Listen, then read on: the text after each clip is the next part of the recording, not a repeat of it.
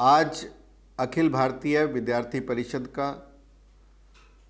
स्थापना दिवस है। आज ही के दिन 1949 में इस महान संगठन की स्थापना की गई। इस संगठन के प्रणेता थे बलराज मधोक जी और प्रोफेसर कालेकर जी। मैं उन दोनों के चरणों में नमन करता हुआ आज जो हमारा विषय है रंग दे बसंती अमर शहीद गाथा को शुरू करता हूँ। मैं अपने विषय की शुरुआत महान कवि रामधारी सिंह दिनकर की पंक्तियों से शुरू करता हूँ।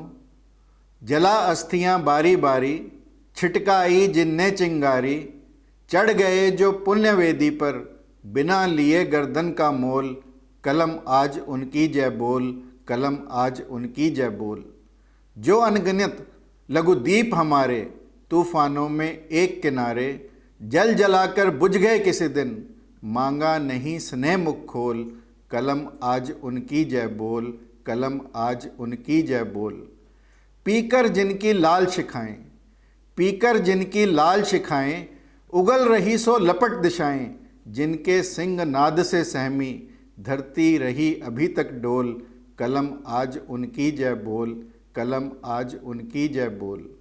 अंधा चका चौंध का मारा, अंधा चका चौंध का मारा, क्या जाने इतिहास बेचारा, साखी हैं उनकी महिमा के, साखी हैं उनकी महिमा के, सूर्य चंद्र भूगोल खगोल, सूर्य चंद्र भूगोल खगोल, कलम आज उनकी जय बोल, कलम आज उनकी जय बोल। आज हम उन लोगों को याद करेंगे जिन्होंने मातृभूमि की सेवा के लिए, मातृभूमि के लिए अपना सर्वस्व न्यौछावर किया, अपनी जान की परवाह न करते हुए, अपने परिवार की परवाह न करते हुए उन्होंने अपनी शहादत दी। ये शहादत का किस्सा बहुत लंबा है। सबसे पहले मैं अपनी मातृशक्ति को नमन करता हूँ और आपसे रानी दुर्गावती की कुछ बातें साझा करता हूँ। रानी दुर्गावती के बारे में कहा जाता है, जब दुर्गावती रण को निकली थी, जब दुर्गावती रण को निकली थी, हाथों में थी तलवारें दो, गुस्से से चेहरा तांबा था, आंखों से शरारे उड़ते थे, घोड़े की वल्गा दांतों में, हाथों में थी तलवारें दो, जब दुर्गावती रण को निकली थी। ऐसी थी रानी दुर्गावती जिसने अकबर को मुंह तोड़ जवाब दिया, जिसने अकबर की राज्य को नहीं माना। अकबर पूरा काबिज होना चाहता था गोंडवाना पे, परंतु रानी दुर्गावती ने अपनी शहादत देकर गोंडवाना की संप्रभुता को बचाया। ऐसी रानी दुर्गावती जब अकबर ने संदेश भेजा एक संदूक के माध्यम से, और जब वो संदूक खोला गया तो उसमें चरखा निकला, यानी रानी को संदेश दिया गया कि नारियां घर की शोभा हैं, चरखा चलाती ही अच्छी लगती हैं। तो रानी ने भी एक संदूक वापस भेजा अकबर को, जिसमें एक रुई धुनने की धन्नी और एक मोटा डंडा रखा था। रानी ने संकेत दिया अकबर को कि तुम जुलाहे हो, जुलाहे का काम करो। ऐसा मुंह तोड़ जवाब देने वाली रानी दुर्गावती, जिसको आसफ खां को भेजा गया रानी को कब्जा करने के लिए, रानी को बंदी बनाने के लिए, परंतु रानी अंत तक लड़ी। एक आंख में तीर, उस तीर को निकाला, दूसरी आंख में तीर, फिर उसको निकाला, तीसरा तीर गर्दन में लगा, परंतु रानी फिर भी लड़ती रही। और जब रानी को लगा कि अब बचने की कोई संभावना नहीं है, तो स्वयं की कटार से अपने आप को काट दिया। ये थी रानी दुर्गावती। दूसरी मातृशक्ति को प्रणाम करते हुए रानी हाड़ा की कथा आप लोगों से साझा करना चाहता हूँ। रानी हाड़ा चूड़ावत सरदार की पत्नी थी। चूड़ावत सरदार को औरंगजेब की सेना का मुकाबला करने के लिए जाना था। चूड़ावत सरदार की सेना बहुत कम थी, जबकि औरंगजेब की सेना बहुत अधिक थी, और मृत्यु लगभग निश्चित थी। वीरगति प्राप्त होना निश्चित था, शहादत होनी निश्चित थी। और चूड़ावत सरदार की एक दिन पहले ही शादी हुई थी।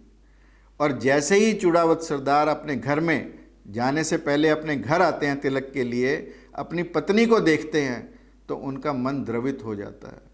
उनके मन में ख्याल आने लगते हैं, मन में दुविधा आती है कि मेरे बाद मेरी पत्नी का क्या होगा, इस नवविवाहिता का क्या होगा। उनका ध्यान बंटता है युद्ध से, और उनकी चिंता को देखकर रानी हाड़ा समझ जाती है। और जब चूड़ावत सरदार घर से निकलते हैं, थोड़ी दूर पर जाकर फिर डेरा डालते हैं, परंतु फिर भी उन्हें चिंता सताती है, तो वो एक बार पुनः अपने एक सैनिक को रानी के पास भेजते हैं, ये कहने के लिए कि रानी तुम मेरे बाद सती हो जाना।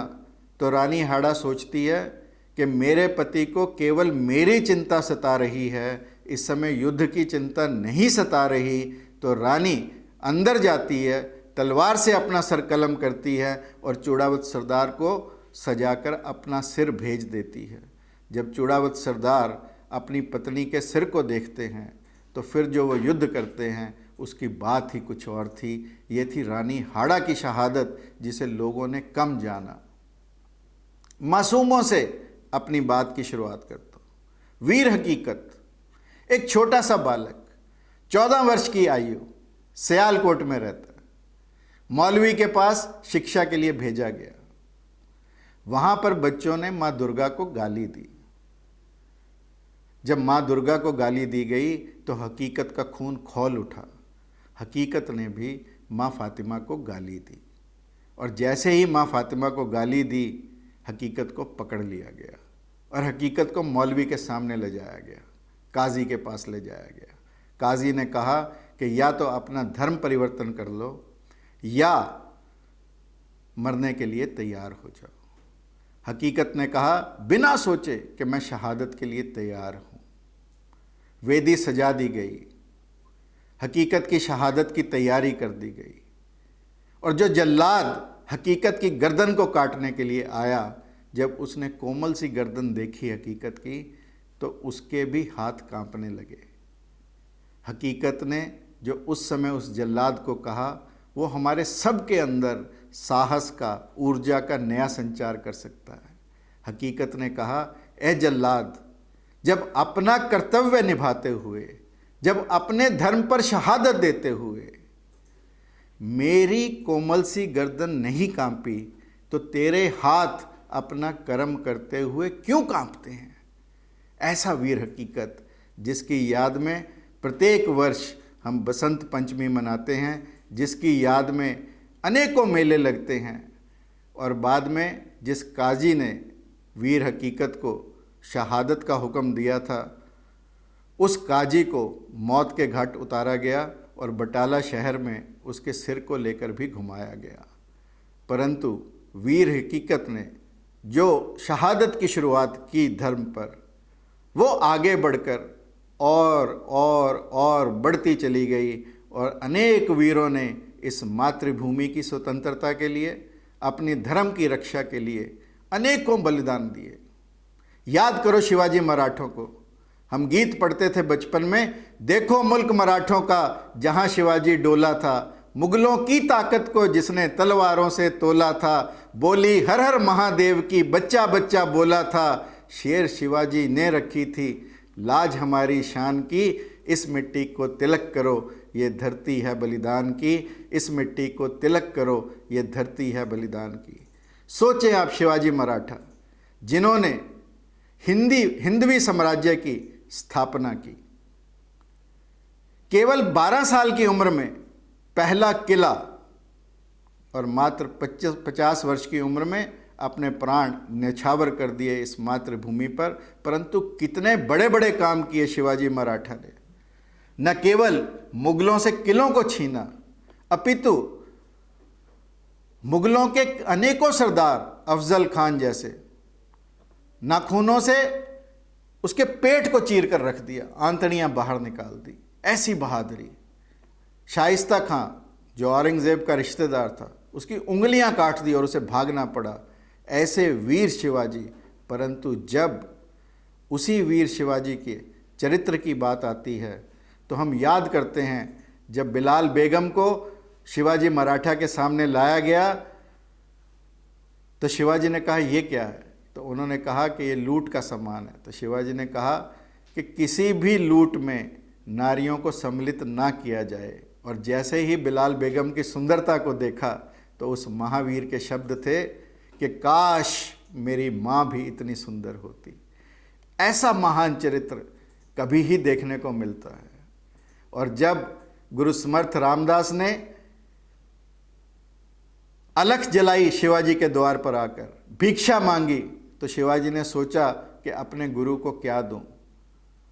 तब शिवाजी ने अंदर गए, एक कागज़ पर लिखा कि ये राज्य गुरुदेव आपको सौंपता हूं और मैं इस राज्य को आपका आदेश मानकर चलाऊंगा, यानी ये धरोहर आपकी है, मैं इसे चलाऊंगा। और जाकर वो कागज़ समर्थ गुरु रामदास के भिक्षा पात्र में डाल दिया। और जब गुरु ने देखा तो उन्होंने शिवा की भूरी भूरी प्रशंसा की और कहा कि शिवा, तेरे रहते कोई भी भारतीय, कोई भी हिंदू कष्ट में नहीं हो सकता। ऐसे महान शिवा। और जब शिवा को थोड़ा सा अहंकार आया तो उस समय के गुरुओं का काम देखिए कि गुरु समर्थ रामदास ने शिवा को कहा कि शिवा वो पत्थर देखते हो। जब उन्होंने शिवा को कहा कि चल तू मेरे साथ, तो शिवा ने कहा कि मुझे बहुत काम करने हैं, बहुत राजकाज का काम है, बहुत किले जीतने हैं।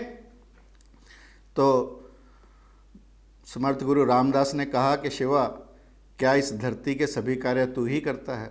देख सामने पत्थर, इसको तोड़। उस पत्थर को तोड़ा गया तो उस पत्थर के अंदर थोड़ा सा जल जिसमें एक मेंढक बैठा। तो गुरु ने प्रश्न किया शिवा से कि क्या शिवा, इस मेंढक को तू ही पानी पिलाता है?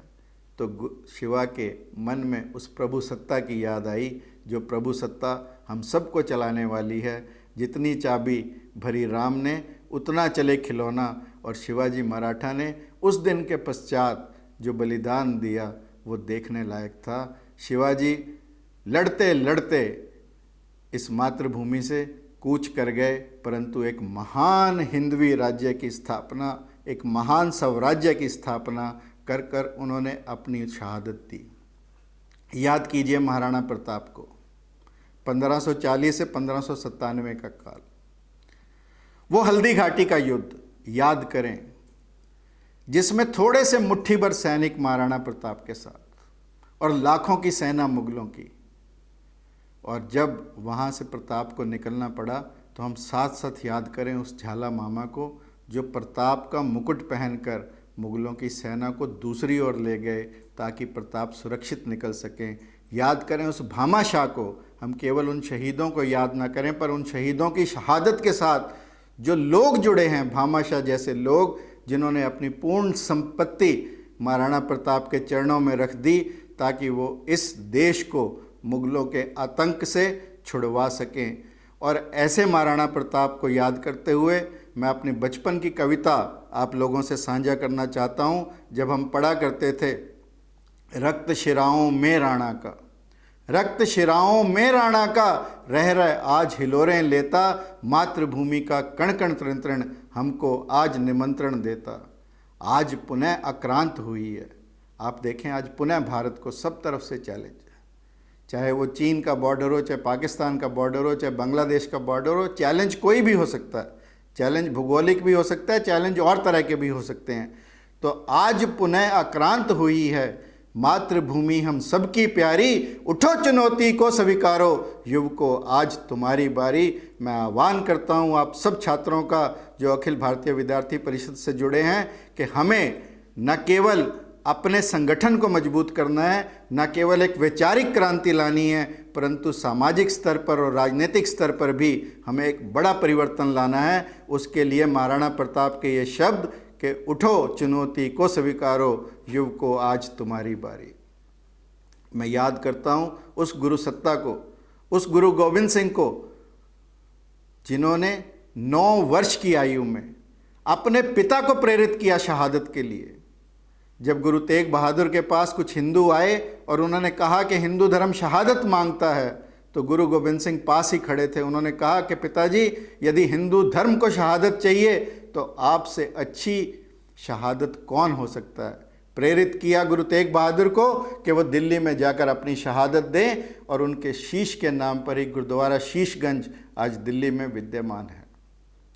4 पुत्र जिसके, न केवल पिता को प्रेरित किया परंतु 4 पुत्र जिनके 2 दीवारों में चुने गए, 2 युद्ध में मारे गए और उफ तक नहीं कही, केवल मुंह से निकला 4 मुँहे तो क्या हुआ, जीवित कई हजार। ऐसे गुरु गोविंद सिंह जिन्होंने मातृभूमि के लिए न केवल अपनी शहादत दी परंतु पूरे परिवार के प्राणों की बाजी लगाई और इस देश को एक नई दिशा देकर गए और कहा कि मेरे बाद कोई दैहिक गुरु नहीं होगा, और कहा कि गुरु ग्रंथ जी मानियो सब गुरां की देह, यानी गुरु ग्रंथ साहब को सब लोग माने जो सब गुरुओं की देह रूपी हमारे पास सीख है, जो उनकी कही हुई बातें हैं, जो उनकी शिक्षाएं हैं, उनको हम माने। और ऐसे गुरु गोविंद सिंह जिन्होंने अपना जीवन केवल घोड़े की पीठ पर निकाला, सारी उम्र लड़ते लड़ते निकाली और अंततः नांदेड़ में अपने प्राणों को न्यौछावर किया।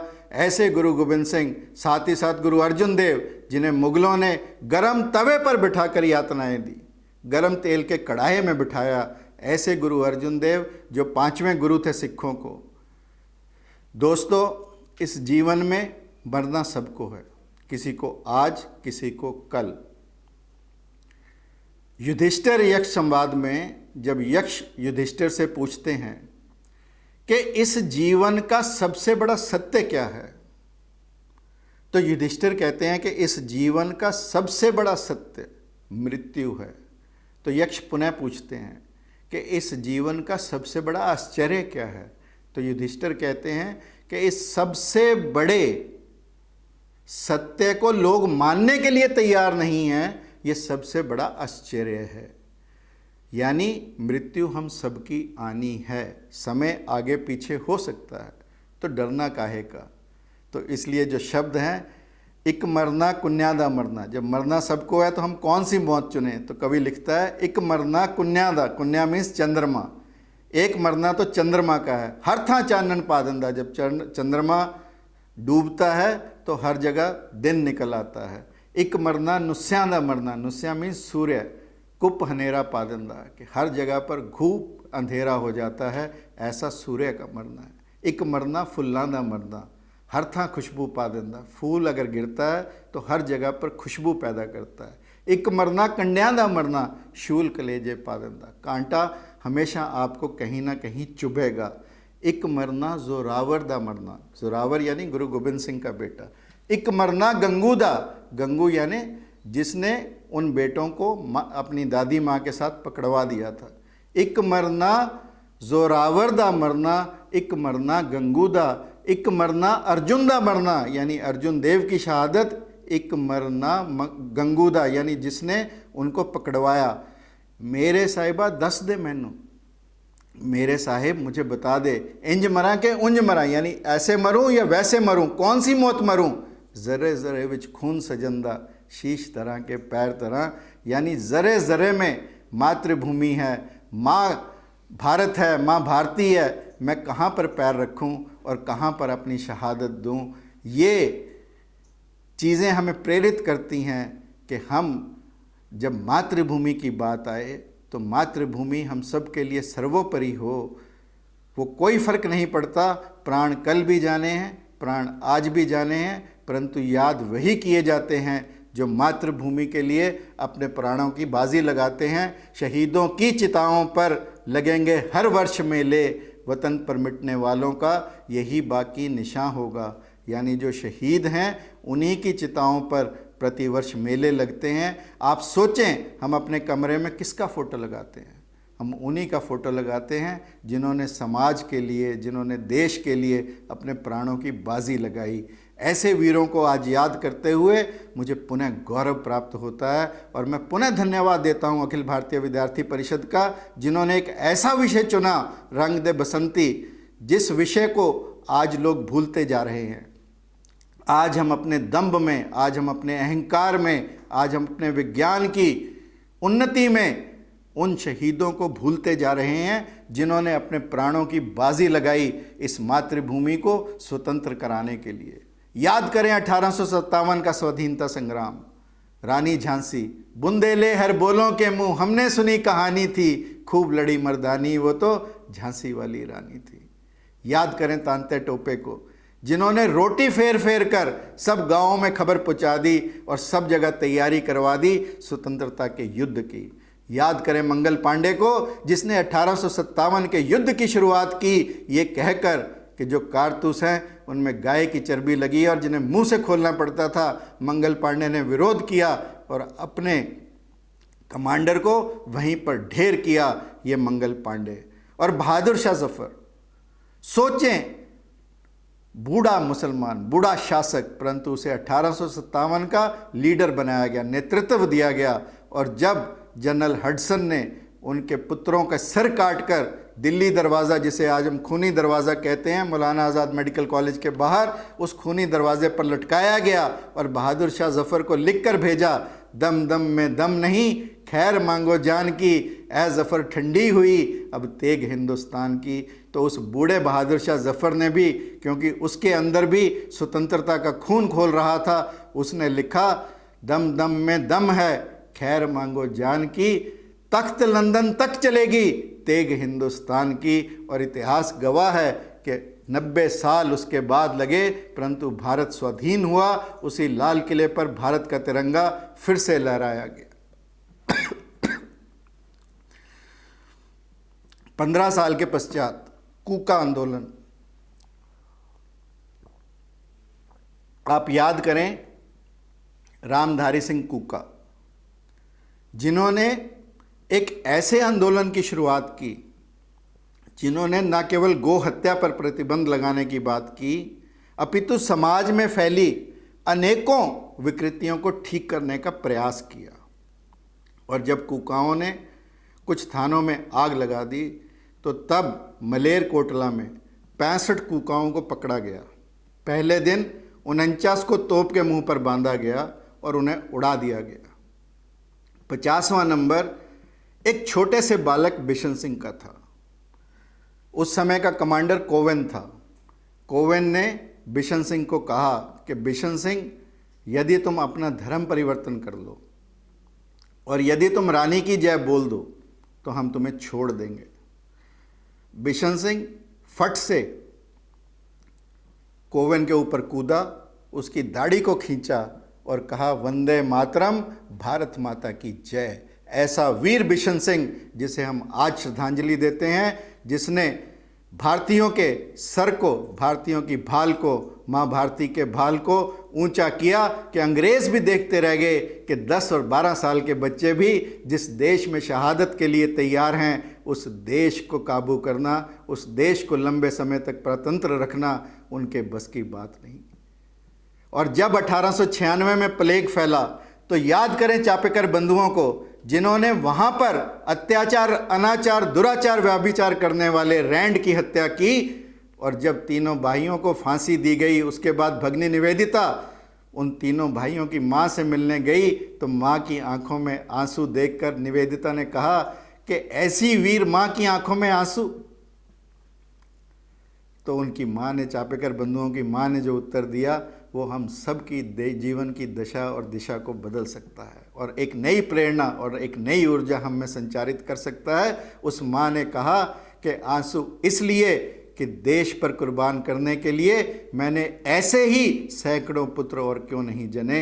ये थी चापेकर बंधुओं की माँ, 3-3 बच्चों की शहादत के बाद भी जिसके मन के उद्गार केवल और केवल इतने ही, जननी जने तो भक्तजन, या दाता या सूर, नहीं तो जननी बांझ रहे काहे गवाए नूर। ऐसी जननी को प्रणाम करते हुए आपको याद दिलाना चाहता हूँ 11 अगस्त 1908 को, जब खुदीराम बोस, एक 18 वर्ष का बालक, जिसने किंग्सफोर्ड की हत्या का प्रयास किया। किंग्सफोर्ड एक ऐसा जज था जो भारतीयों के खिलाफ ही फैसले देता था, जो भारतीयों को हमेशा सताता था। तो खुदीराम बोस ने 18 वर्ष की आयु में उसकी हत्या की और फांसी के फंदे को खुशी खुशी चूमा। याद करें 17 अगस्त 1909 को जब मदन लाल धिंगड़ा को फांसी दी गई। वो मदन लाल धिंगड़ा जो इंजीनियरिंग करने के लिए लंदन में जाता है और जिसके प्रणेता गणेश शंकर विद्यार्थी और वीर सावरकर। और वीर सावरकर जब फांसी से एक दिन पहले मदन लाल धिंगड़ा को मिलने जाते हैं तो पूछते हैं, मदन तेरी कोई आखिरी इच्छा हो तो बता। तो मदन ने जो कहा वो हम सब के जीवन को नई प्रेरणा देता है। मदन ने कहा कि हो सके तो एक आईना भिजवा देना। वीर सावरकर बड़े हैरान हुए कि एक व्यक्ति जिसको कल फांसी होनी है आज आईना देखना चाहता है। उन्होंने कहा, क्यों मदन? तो उसने कहा कि मैं मातृभूमि पर अपने प्राणों को न्यौछावर करने से पहले, अंग्रेज़ों की सूली पर लटकने से पहले ये देखना चाहता हूँ कि कहीं मेरे माथे पर कोई शिकन तो नहीं है। मैं देखना चाहता हूँ कि मैं कितना प्रसन्नचित्त हूँ। मैं देखना चाहता हूँ कि मेरा चेहरा कितना खिला हुआ है। ऐसे वीरों की शहादत को पूरा भारत नमन करता है। याद करें 11 मई 1915 को जब बसंत कुमार बिस्वास, जिसने हार्डिंग पर जब दिल्ली को राजधानी बनाया गया और जुलूस निकाला गया, लाल किले के सामने से वहाँ पर बम फेंका। हार्डिंग तो बच गया, परंतु बसंत कुमार बिस्वास को फांसी दी गई 11 मई 1915 को। अब मैं याद कराना चाहता हूँ आप सबको उस वीर की कहानी, करतार सिंह सराबा, जिसका फोटो भगत सिंह ने भी अपनी जेब में हमेशा रखा, जो भगत सिंह के भी प्रेरणा स्रोत थे और जिन्होंने मात्र 20 वर्ष की आयु में फांसी के फंदे को चूमा। गदर पार्टी के प्रणेता, गदर पार्टी के कार्यकर्ता करतार सिंह सराबा, जिसने अनेकों प्रयास किए और जब उनके सारे साथी भागने को तैयार हो गए अफगानिस्तान के माध्यम से, करतार सिंह सराबा ने कहा कि भागना ठीक नहीं और अपने प्राण इस मातृभूमि की रक्षा के लिए न्यौछावर किए। ऐसे करतार सिंह सराबा। आप याद करें 1919 की जलियांवाला बाग की घटना। जलियांवाला बाग में जनरल डायर के आदेश पर सैकड़ों लोगों को भून दिया गया और कितनी माँ बहनों ने कुएं में कूदकर अपने जान को बचाया। परंतु शाम होते होते वहाँ पर एक छोटा सा बालक आता है जिसका नाम है ऊधम सिंह। वहाँ पर एक विधवा की चीख पुकार को सुनता है। आज़ाद कौर उस विधवा का नाम है और उस विधवा के पास जाकर पूछता है कि क्या हुआ माँ। वो कहती है कि मेरे पति को आज गोलियों से भून डाला गया। तो वहीं से मिट्टी उठाकर ऊधम सिंह एक शीशी में डालता है और फिर पूरे 21 बरस लगे ऊधम सिंह को प्रयास करने में, परंतु अंततः 1940 में इंग्लैंड में जाकर जनरल डायर की हत्या की। ऐसे ऐसे वीर, ऐसे ऐसे स्वाधीनता सेनानी, ऐसे ऐसे युग पुरुष भारत की धरती ने जन्म दिए, जिन्होंने अपने प्राणों की परवाह न करते हुए मातृभूमि की रक्षा की। याद करें राम प्रसाद बिस्मिल को, याद करें अशफाक उल्लाह खां को, जिन्होंने एक नई मिसाल पैदा की। ककोरी ट्रेन को लूटने के बाद पुलिस का शिकंजा कसा गया और वही राम प्रसाद बिस्मिल जिन्होंने हंसते हंसते फांसी को चूमा और जिनका वो गीत सरफरोशी की तमन्ना अब हमारे दिल में है, देखना है जोर कितना बाजुए कातिल में है, अब न कोई वलवले हैं न अरमानों की भीड़, बस मातृभूमि पर मर मिटने की तमन्ना दिले बिस्मिल में है। ऐसा गीत जिसने अनेकों स्वाधीनता सेनानियों को, अनेकों आने वाली पीढ़ियों को जो गीत प्रेरित करता रहेगा, सरफरोशी की तमन्ना अब हमारे दिल में है। ऐसे राम प्रसाद बिस्मिल और अशफाक उल्लाह खां हंसते हंसते फांसी को चूमा और हाथ में गीता।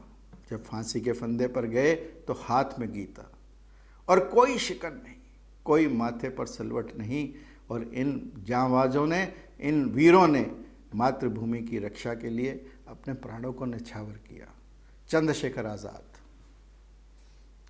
नाम पूछा तो आज़ाद कहा, पिता का नाम पूछा तो स्वतंत्रता कहा, घर का पता पूछा तो जेल कहा।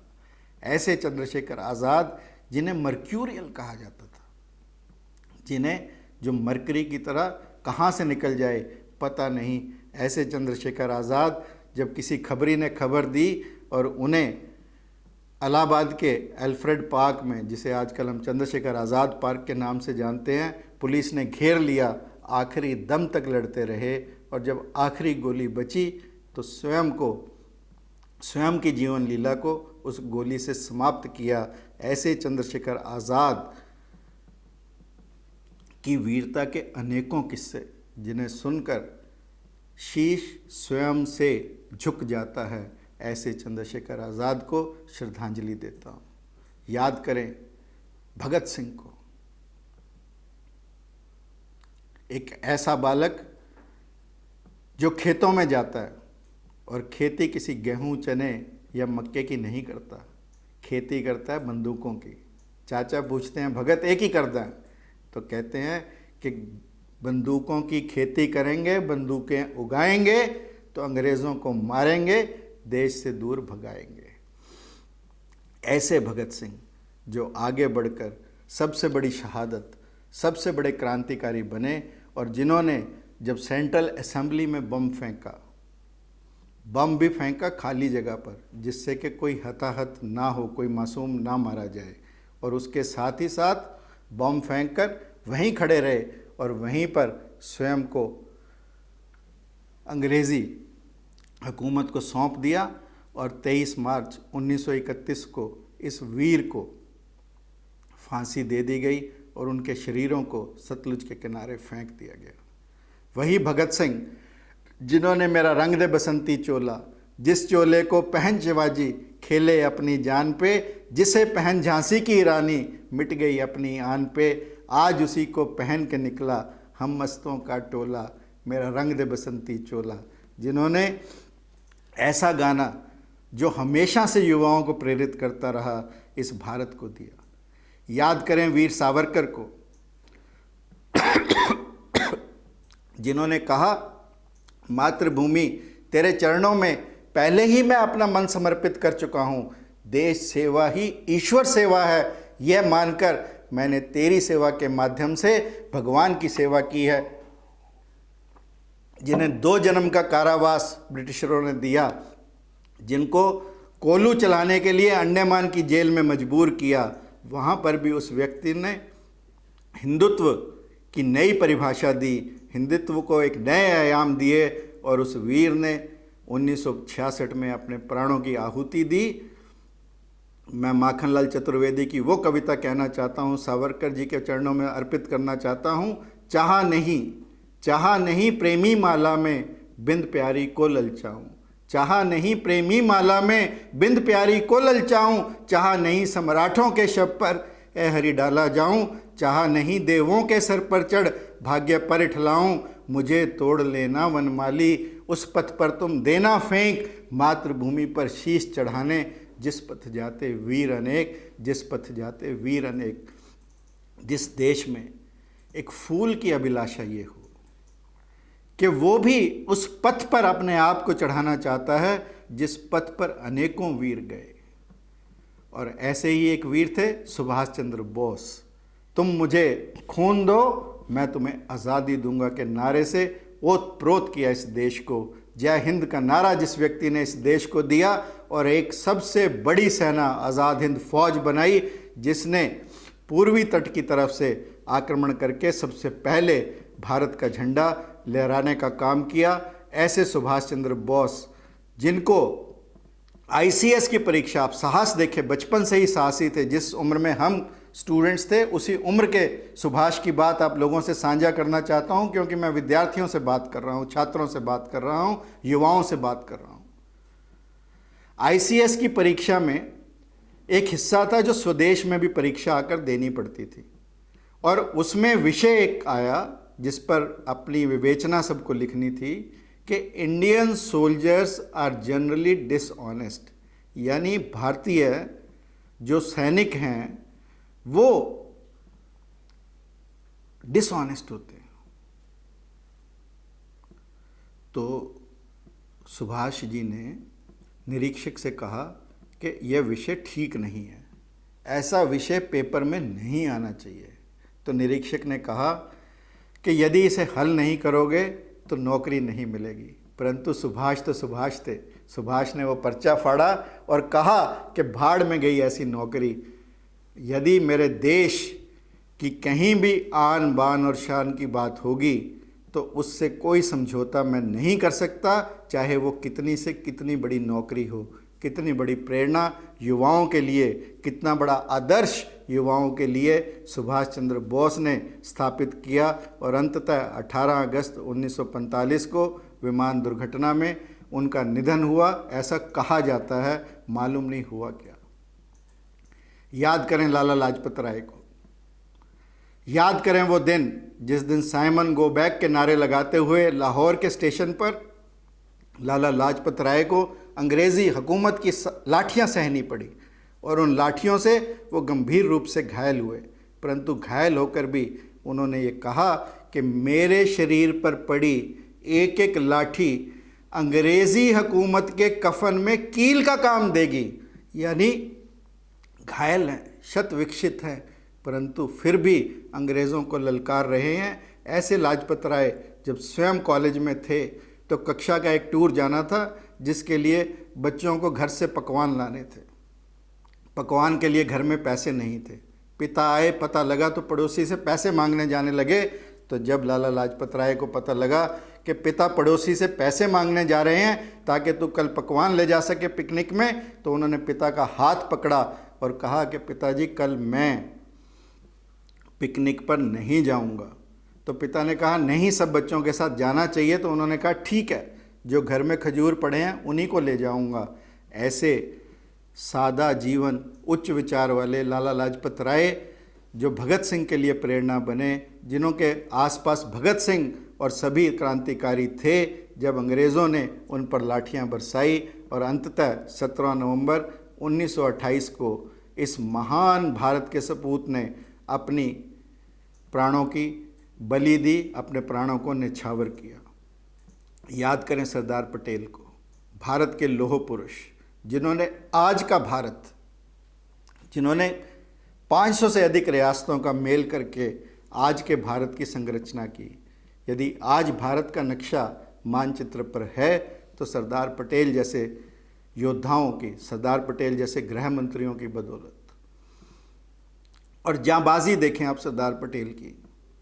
क्रिमिनल वकील थे, किस्से अनेकों उनके सामने आए, और एक दिन जब वो जिरह कर रहे थे जिसमें अभियुक्त को फांसी भी हो सकती थी, तो किसी ने आकर उन्हें एक तार थमाया। उन्होंने तार को पढ़ा, जेब में रखा और जिरह करते रहे। जिरह समाप्त होते ही तुरंत अदालत से निकले और तेज़ी से जाते जाते किसी ने रोका कि इतनी जल्दी में कहाँ जा रहे हैं। उन्होंने कहा कि तार आया कि मेरी पत्नी का निधन हो गया। तो व्यक्ति बड़ा हैरान हुआ कि पत्नी के निधन के बावजूद आप जिरह करते रहे। तो सरदार पटेल ने जो उत्तर दिया वो हम सब के जीवन को बदल सकता है।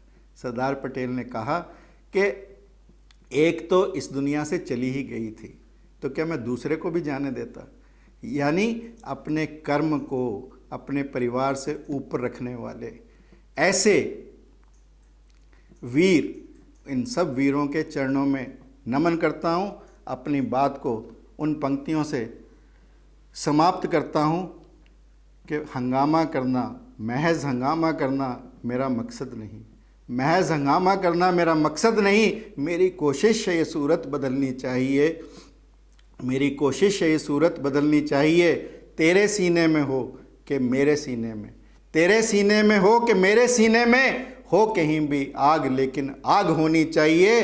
दुष्यंत की इन पंक्तियों से सभी स्वाधीनता वीरों को, स्वाधीनता क्रांतिकारियों को, इन सब हुतात्माओं को चरणों में अपनी भावभीनी श्रद्धांजलि देता हूँ और पुनः एक बार धन्यवाद देता हूँ अखिल भारतीय विद्यार्थी परिषद की रेवाड़ी शाखा का, कि जिन्होंने मुझे इस विषय पर बोलने का मौका दिया। और एक बार पुनः अखिल भारतीय विद्यार्थी परिषद से जुड़े सभी कार्यकर्ताओं को बधाई देता हूँ उनके स्थापना दिवस पर। वंदे मातरम, भारत माता की जय।